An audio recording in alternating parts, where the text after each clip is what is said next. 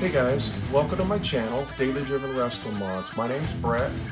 I started this channel for the simple fact of my love of cars. So I'm just going to kind of give you guys like an intro, and kind of let you know who I am, be transparent with you, tell you kind of my background on cars and how I got to this point.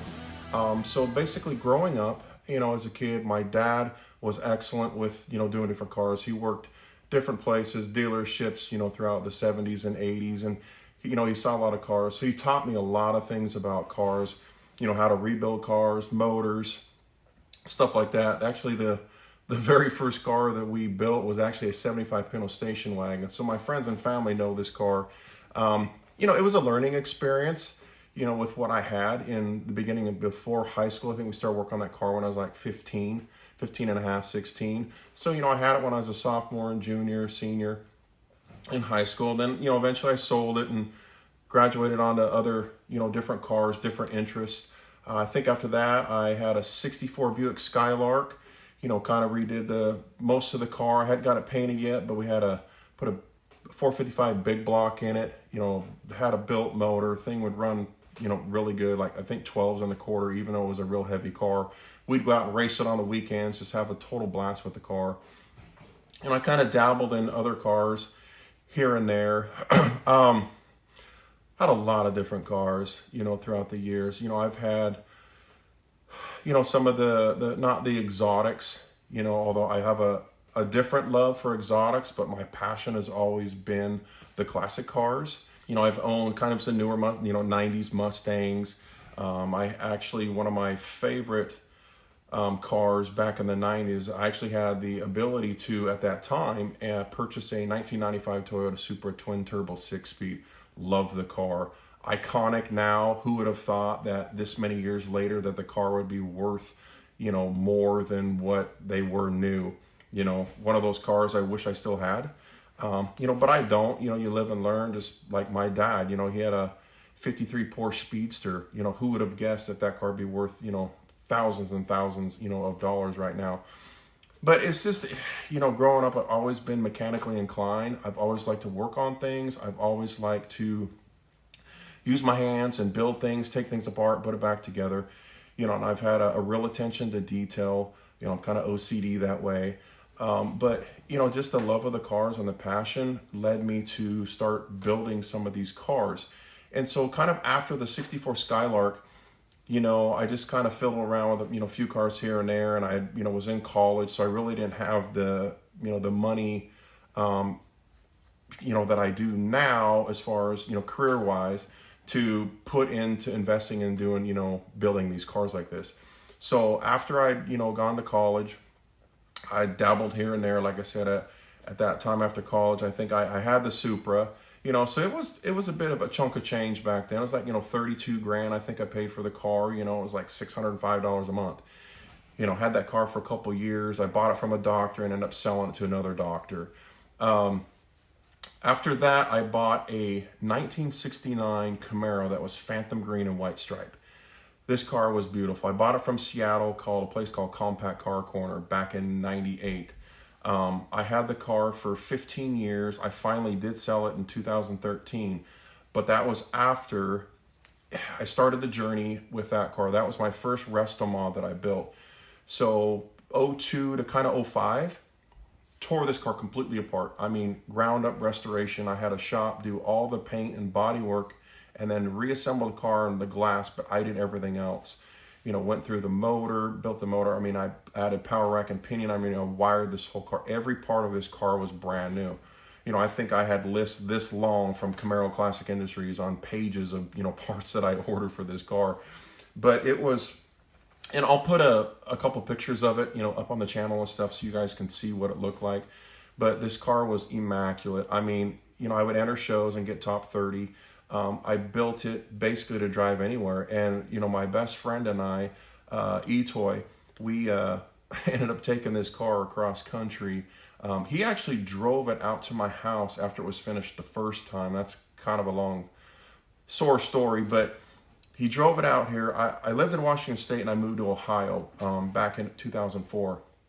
So the car was completely painted and finished. And then he drove it out here for me. because I wanted to get out here and kind of get established and, get a house, place to live, stuff like that. So Etoy drove it out here for me and said it was absolute one of the best, funnest cars he ever had. And I said, well, that's great, because I haven't even drove the damn thing yet. So long story short, the Camaro, actually, the shop that did the restoration on it, the paint work, and at that time we used PPG products. So they had this new product out called Omni Polyester Primer, and it was supposed to be the all primer, apply it over the metal, everything. Well, it wasn't. So long story short, the car lifted and bubbled everywhere. I mean, everywhere that it wasn't DP90, which is kind of like a base flat black primer that you put over bare metal. Me and the president of PPG became quite the phone buddies. And so eventually they sent some reps to my house. They scraped the paint. At that point in time, I'd already contacted an attorney and stuff. So basically, they were forced to pick the car up, close transport, take it all the way back to Washington State to the shop, and then the shop and PPG had to blow this whole car back apart, repaint the whole thing with supplied products and, PPG. Of course, then I was out the car almost another year and a half, which really, really sucked. So here I didn't really get to drive the darn thing. My best friend drives it, said it was like absolute fun. Got him the bug, so to say. He kind of blames me for all the cars that he's done now too. He has quite the collection himself. We kind of banter back and forth, like, you got too many cars. Well, you got like 8, so I have like 4, at that time. So, I finally get the car done. I said, you know what? Let's drive this darn thing across country again, Etoy. I'll fly out there. We'll drive this thing across country. I mean, this thing was built. I mean, it was absolutely beautiful. Mercedes Sparkle Silver. It had sunburst orange, stripes. All the seams were filled. I had beautiful Alcantara leather, black and gray perforated seats in it. And I said, I'll throw some pictures up so you guys can see this car when it was finished. Tremec 5-speed, 4.9-inch, bare brakes all the way around. And I'd worked in conjunction with Kyle Tucker from from Detroit Speed.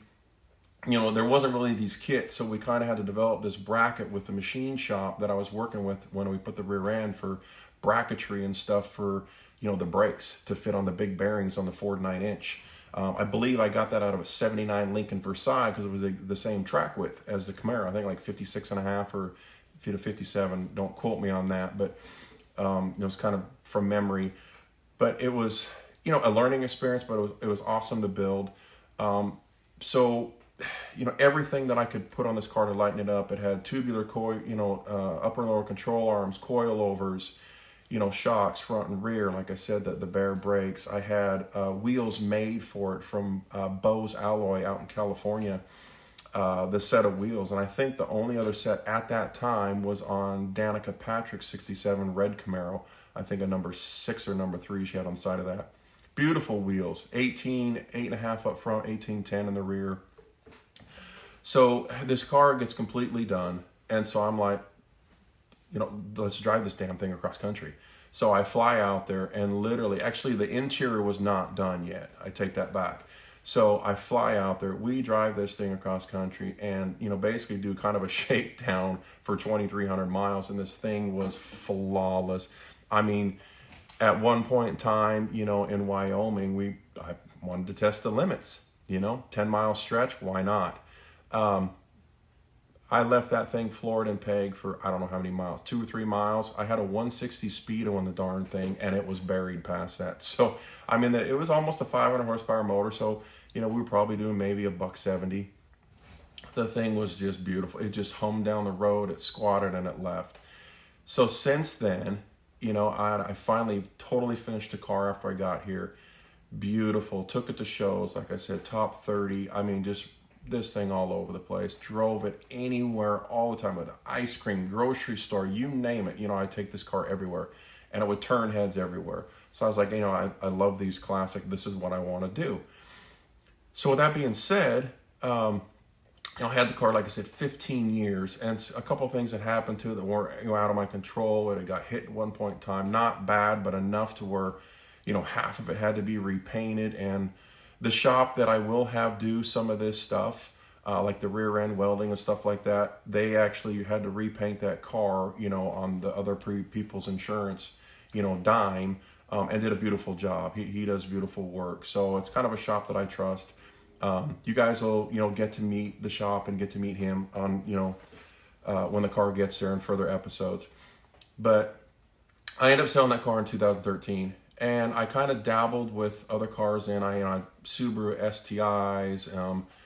I actually had a 16 Hellcat for, a couple years. I've had a Ford Raptor for a couple years, but I've just gone back to the love of these cars. So I've had this 71 Camaro for probably about six months or so, and just decided, like, you know what? I love these cars. Why not share my passion with other people? And the goal for this channel is I'll take you through my build. It may not be exactly what everybody wants to do for their build, their build, but it's my build, and I'm sure you guys are going to like the parts. You're going to like the performance of it. And I'm going to just show you guys, with parts are parts. Everybody knows that. You got to spend the money on the parts. There's different degrees of parts, whether you want mid-grade, low grade, or high grade. What's your goal for the car? Is it going to be just a track? Is it going to be a daily driver? Is it going to be autocross? Is it going to be a road car? Road course car. So you got to kind of figure out your build first, or if you want a combination of both. And that's kind of what I'm going for. I'm not going to quarter mile the car every weekend. So occasionally, going down the quarter mile strip just to get a time on it, to kind of see, like, hey, what did all these improvements get me in a time, which is fun. Or, I want to take it on the autocross course, a couple times. Maybe the road course. They have a course called Mid-Ohio here, where you can actually take your car on a course, road course. It's pretty fun. I've seen it a couple times, been out there as a visitor, and it's really fun. So I'd really like to stretch the legs on the Camaro after I get it done, and kind of see how I've been rewarded, the performance from stock compared to the parts that I'm going to put on this car, and see how well it's going to perform. So my other goal too is, I'm just an average car guy. Well, more than average car guy. I mean, I said I have a love for cars. So I want to kind of show the average guy, help you guys out. I'm going to have you guys submit. I'll give you, the link and the information, but I'm going to have you guys on my Facebook page, which is at Daily Driven Resto Mods. That I'm going to have, if you guys, I live in Ohio, so if you guys are around, a reasonable distance, I have no problems. Like, you guys submit your Restomod project that you're doing, that I have no problems coming and filming, maybe answer some questions, maybe give you some, pointers, insights if I can, or if you're knowledgeable, then, your build is your build, but I wouldn't mind coming and, filming. I just have a love for cars, and I'm like, hey, if you want to display your car, I'll throw it up on my channel. We can work out the details. Like I said, if, you're reasonable distance, and as I grow and the channel grows, then I'll be able to, maybe visit more people that are farther away and get, have them submit things and do a video shoot, with their car, like maybe some progress. They can give me some pictures and maybe the final product, which would be awesome. I would have, loved to be on somebody's channel like that and say, hey, check out my 71 Camaro, this is really cool. But that's kind of the goal. Like I said, the parts that I'm going to put on this car, some of them are higher end. Some of them, mid to higher end. Like, I'm not going to go like all out, of course, because it does cost money to build these cars. And I'll go through the finances with you guys. I'll let you know what I spent, on the car, what I'm going to spend on the parts. Probably, if you guys have questions about the parts, I can, throw links on it, answer questions of where I got stuff. Most of the stuff now is from kits and companies. So, me giving you part numbers is kind of a moot point. I can, but, it's better off just to refer you to the companies, from the parts that I'm buying from and using, and they can answer all the questions because they're experts on their parts. I'm not going to do every section of this car like a how-to video. Some stuff I do, some stuff I go over, some I will go over, some stuff, say, hey, this is what I did, and then I'll kind of show you, because it's going to be a work in progress. So I'm going to have to just, go through it. Hopefully you guys will go through it with me. Anybody that loves these cars, they're iconic to me. The 71 Z28 split bumper has always been a huge favorite car of mine.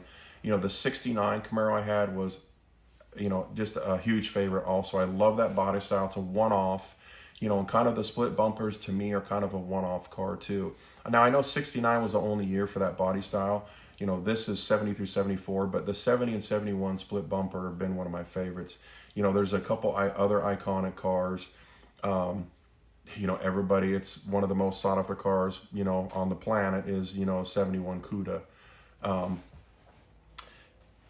Everybody loves it. Fishkill grills, Fishkill fenders. I mean, just iconic cars. So, but for now, we're going to focus on the Camaro. So I'll take you guys through that, and we will basically, follow me, hit the like, hit the subscribe button, stay tuned. Like I said, I'll be as informational as I can to a certain degree. I'll answer any questions that anybody has, shoot me a message, no problem. Be as helpful as I can. Like I said, I'll give you any information that I can, but hopefully you guys will stay tuned, with the build, help me through this. The likes and the comments and kind of, what you guys like, what you don't like, what else you want to see on the car. If I don't cover something, just hit me up, let me know, shoot me a message, no big deal. I'm just kind of being transparent with everybody, and, hopefully I'll give you guys and I'll have to make some decisions on the car. Because right now it has a 350 LT1. Do I swap it out for, a stroker motor or LS it? My goal, I do want to put, because it has an M21 4-speed in it right now, so I definitely want to upgrade that. So I'm looking at the Tremec TKO 600. I'll probably call, Silver Sport Tranny, kind of see what they have, options and kits and stuff like that. But like I said, when we get into it, I'll let you guys, know and kind of show you what I am going to choose for the car, because like I said, I have to drive this thing anywhere and everywhere. I want to get the best parts possible for my goal, and put this car together. So hopefully you guys will join me. Stay tuned. It should be, a pretty good build. I know other people built Camaros, but you know what? Hey, it's my 71 Camaro, and hopefully you guys will join me in this build, and we'll, do this process together. So hit the like and subscribe, and I'll talk to you guys later.